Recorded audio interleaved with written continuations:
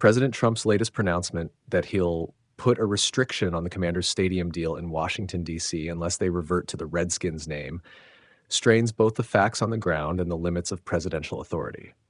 Here's what's really happening.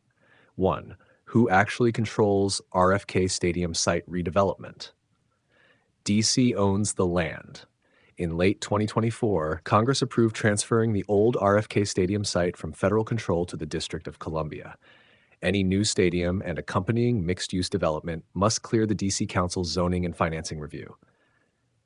Mayor and Council. Mayor Muriel Bowser and the D.C. Council hold the real power to approve or reject the Commander's redevelopment plan. Trump's suggestion that the federal government ultimately controls it misstates the current legal setup. The limits of a presidential restriction, no-line item veto, or beltway veto.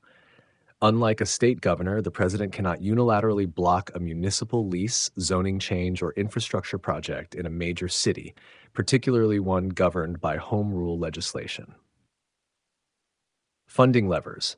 The only federal lever might be withholding certain infrastructure grants or highway funds under very narrow circumstances, but doing so purely over a team's nickname would almost certainly trigger litigation and political outrage in Congress and the courts. 3. The stadium deal's real timeline. Public hearing set for July 29. The D.C. Council has scheduled testimony on the draft stadium redevelopment plan at RFK. That process will involve zoning, environmental review, and commitments for community benefits, none of which hinge on the team's nickname. Owner commitment. Commanders owner Josh Harris and Mayor Bowser both want new stadium financing locked down soon.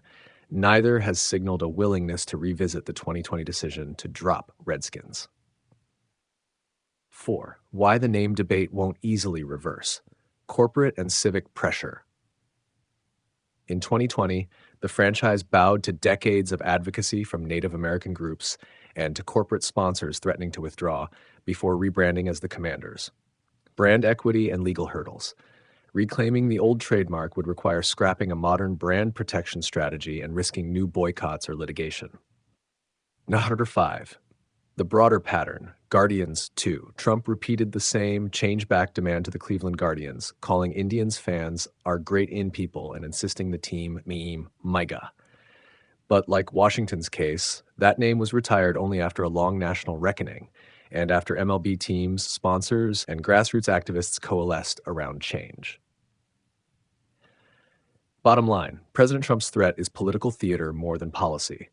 The real decision-makers are local, the D.C. Council and the Commander's ownership group, not the president. Reverting to Redskins would trigger fresh controversy, legal tangles, and likely renewed opposition, making a rollback of the name change exceedingly unlikely, regardless of any tweeted ultimatum.